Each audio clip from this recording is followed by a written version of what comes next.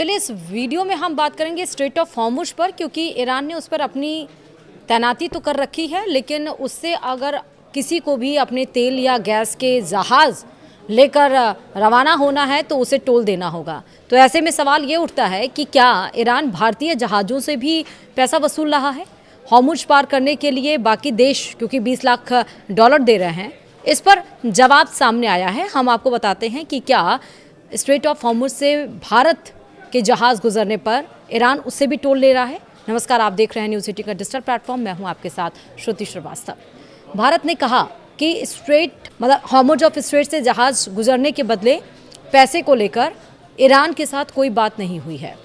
Iran Hormuz पार करने वाले कुछ जहाज़ों से ट्रांजिट शुल्क ज़रूर वसूल रहा है। विस्तार से समझते हैं।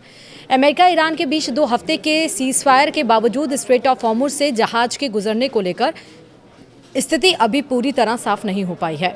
ईरान हॉर्मुज स्ट्रेट से गुजरने वाले कुछ जहाज़ों से 20 लाख डॉलर वसूल रहा है। भारत इस रास्ते से स्वतंत्र और सुरक्षित आवागमन का रुख अपनाया है। पाकिस्तान में होने वाली अमेरिका ईरान वार्ता में यह विवाद का मुद्दा बना हुआ है। ईरानी संसद की राष्ट्रीय सुरक्षा समिति के सदस्य अलाउद्दीन बैरोजर्दी ने Islamic Republic of Iran broadcasting को बताया कि हॉर्मुज पार करने वाले कुछ जहाज़ों से ट्रांजिट शुल्क के रूप में $2 मिलियन वसूलना ईरान की ताकत को दर्शाता है। 28 फरवरी को ईरान पर शुरू हुए हमले के बाद से यह रास्ता तेल और गैस ले जाने वाले जहाज़ों के लिए बंद हो गया। अमेरिका के राष्ट्रपति डोनाल्ड ट्रंप की ओर से अस्थायी सीज़फायर की घोषणा के बाद भारत ने कहा कि वह ईरान से हताहतों की संख्या को लेकर बात नहीं किया। भारतीय विदेश मंत्रालय के प्रवक्ता रणधीर जायसवाल ने कहा कि हॉर्मुज स्ट्रेट पर टोल लगाए जाने की खबरें हमें भी मिली हैं। भारत इस रास्ते से जहाज के स्वतंत्र और सुरक्षित गुजरने की मांग जारी रखता है। हमने पहले भी यही बात कही है। वहीं सीज़फायर से पहले भी ईरान की ओर से शुल्क वसूलने की खबरें आई थीं। वहीं ईरान ने भारत को मित्र देश के रूप में इस रास्ते से आवागमन की अनुमति दी है। ऐसे में सवाल है कि क्या भारत ने स्ट्रेट ऑफ हॉर्मुज से अपने जहाज निकालने के लिए ईरान को ट्रांजिट शुल्क दिया था? केंद्र सरकार ने इस बात से इनकार कर दिया कि ईरान को ऐसा कोई भुगतान नहीं किया गया था। वहीं रणधीर जायसवाल ने 9 अप्रैल को कहा, हॉर्मुज स्ट्रेट से जहाज गुजरने के बदले पैसे को लेकर हमारे और ईरान के बीच कोई बात नहीं हुई है। भविष्य में अगर ऐसी स्थिति बनती है तो उस समय इस पर निर्णय लिया जाएगा। हम हॉर्मुज स्ट्रेट से बिना किसी रोक टोक के और सुरक्षित शिपिंग की मांग जारी रखेंगे। वहीं इस रास्ते से भारतीय ध्वज वाले 8 LPG टैंकर गुजरने हैं।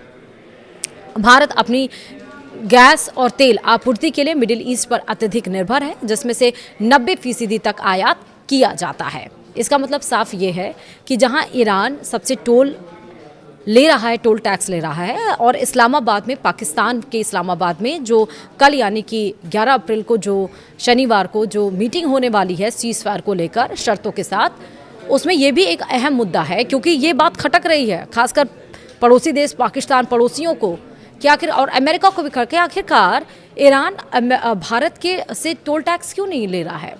स्ट्रेट ऑफ हॉर्मुज पर उसने निगरानी बढ़ा दी। उसने कहा जिसको भी अपने जहाज़ निकालने हैं वो टोल टैक्स दे, और इस पर अमेरिका ने भी कह दिया, डोनाल्ड ट्रंप ने, कि अब अमेरिका किसी की मदद नहीं करेगा। जिससे भी स्ट्रेट ऑफ हॉर्मुज से अपनी जहाज़ गुजारनी हो वो अपनी सहायता स्वयं करे या फिर टोल टैक्स करे या ईरान के शर्तों को माने।